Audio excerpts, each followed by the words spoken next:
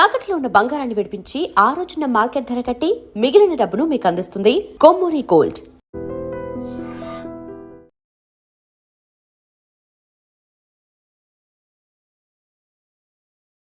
Welcome to I dream.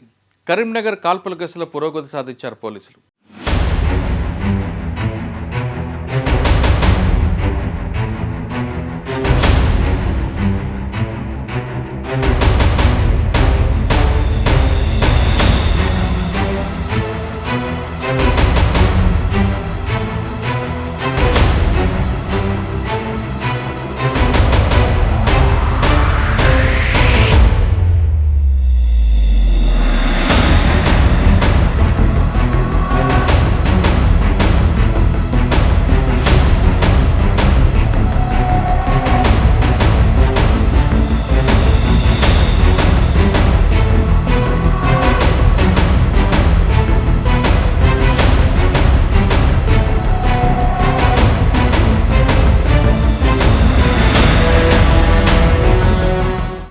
ఆధారాలు ఇచ్చి పారిపోయిన నిందితుల కోసం గాలిస్తున్న పోలీస్ టీం.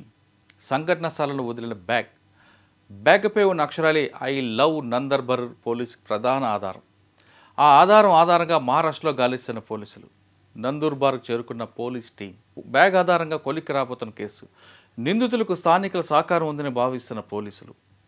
బ్యాగ్ కేసుకు బ్రేక్ త్రూ కానుంది. అయితే స్మార్ట్ సిటీ కరీంనగర్లో సీసీ కెమెరాలు పనిచేయడం సర్వత్రా విమర్శలు. ముందు రోజే పోలీసులు నాకాబందీ నిర్వహించిన మర్నాడే దోపిడీ జరగడం పోలీసులు కంగుతుంటున్నారు.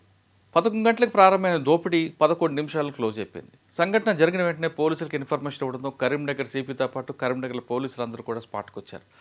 విషయం తెలుసుకున్న వెంటనే ఐజీ చంద్రశేఖర్ రెడ్డి గారు మిగతా టీం అంతా కూడా కరీంనగర్ చేరుకుంది. మరోవైపు సెన్సేషన్ కావడంతో హైదరాబాద్ టాస్క్ ఫోర్స్ టీం కూడా చేరుకుంది. ఈ టీం అంతా మొత్తం అందరూ వచ్చిన తర్వాత 12 బృందాలకు విడిపోయిన తర్వాత ఒక్కొక్క బృందానికి ఒక్కొక్క టాస్క్ ఇచ్చారు పోలీసులు. అందులో భాగంగా పోలీసులు ముందు నిందితులు ఎక్కడి నుంచి వెళ్ళారు, ఎంట్రీ ఎక్కడ, ఎగ్జిట్ ఎక్కడ చూసుకుంటే వాళ్ళందరూ జగిత్యాల వైపు వెళ్ళారని మరికొందరు వేరే రూట్లో చెప్పారు. కానీ సీసీటీవీ కెమెరాలు పనిచేస్తుందా, ఎక్కడే పనిచేస్తున్నాయో దాని ఆధారంగా తీసుకుంటే వాళ్ళు జగిత్యాల వైపుగా అంటే మెయిన్ రూట్ కాకుండా వేరే రూట్లో వెళ్ళినట్లుగా సమాచారం ఉంది. అంటే ఇంత పక్కాగా వచ్చారంటే వాళ్ళకి స్థానికుల సహకారం ఉందని పోలీసులు ఒక ప్రాథమిక అంచనాకు వచ్చారు. మరోవైపు సంఘటన సారగిన బ్యాగ్ ఉంది. ఆ బ్యాగ్ ఎక్కడ తయారైంది అని చూస్తే నందర్బర్ అనేది మహారాష్ట్ర గుజరాత్ బోర్డర్లో ఒక ఊరు. ఆ ఊరిలో ఆ బ్యాగ్ అమ్ముతున్నట్లుగా తెలిసారు. కానీ ఆ బ్యాగ్ తయారు చేసింది నాగ్పూర్లో అనేది నాగ్పూర్ డీసీపీ వాళ్ళకి సహకరించారు. దాంతో ఆ బ్యాగ్ తయారు చేసిన కంపెనీ యజమానిని పిలిపిస్తే బ్యాగ్ తయారు చేసిన నాగ్పూర్లో కానీ ఆ బ్యాగ్ మాత్రం కరీంనగర్ ఆదిలాబాద్కి కూడా సప్లై చేస్తామని అతను స్టేట్మెంట్ ఇవ్వడంతో వెంటనే కరీంనగర్లో ఆ బ్యాగ్ ఎవరెవరు అమ్ముతారు, ఎక్కడ అమ్ముతారని కరీంనగర్ పోలీసులు దర్యాప్తు చేస్తే క్లాక్ టవర్ దగ్గర ఓ బ్యాగ్ షాప్లో ఈ బ్యాగ్ అమ్ముతున్నట్టుగా తెలిసింది. అంటే నందర్బరు ఐ లవ్ నందర్బరు అనే పేరుతో ఉన్న బ్యాగు నాగ్పూర్లో తయారై కరీంనగర్ వచ్చినట్లుగా పోలీసులు దర్యాప్తులో బయటపడింది. ఈ బ్యాగ్ ఎవరో స్థానికంగా కొనుక్కోవడం, దీనికి పోలీసులకి ముందు ఒక లీడ్ వచ్చింది. అదే నిందితుల్లో ఒకరు తెలుగులో మాట్లాడడంతో అంటే స్థానికుడే ఇది విధంగా చేశాడని పోలీసులు ఒక దర్యాప్తులు వచ్చి దాన్ని బేస్ చేసుకొని కరీంనగర్లో హోటల్స్, లాడ్జెస్ అన్నీ వెరిఫై చేశారు. దాంతో కొంత క్లూ వచ్చింది. ఇది ఒక పక్కన జరుగుతుంటే నిందితుల 5 ఫొటోస్ కూడా సీసీ కెమెరాలు రికార్డు కావడంతో దాన్ని బేస్ చేసుకొని చుట్టుపక్కల అన్ని పోలీస్ స్టేషన్కి పంపించారు. ఇది పంపిస్తున్న క్రమంలో మహారాష్ట్రలో ఒక యాప్ ఉంది. ఆ యాప్లో ఈ నిందితులు ఎవరున్నారో వాళ్ళందరి ఫొటోస్ అందులో పంపిస్తే ఒక వ్యక్తి ఫోటో మాత్రం 50% మ్యాచ్ అయినట్లుగా పోలీసుల దర్యాప్తులు వచ్చింది.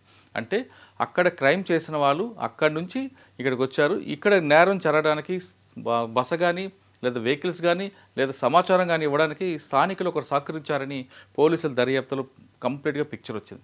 ఇంతకీ గ్యాంగ్ ఎవరు, ఇది యావత్మాల్ నుంచి గ్యాంగా లేదా నందర్బరూర్ గ్యాంగా లేదా బలార్షా గ్యాంగా అనేది పోలీసులు దాని మీద దర్యాప్తు ఆరంభిస్తే ఇది మిక్స్డ్ గ్యాంగ్ అనేది మాత్రం ఒక ప్రాథమిక సమాచారం.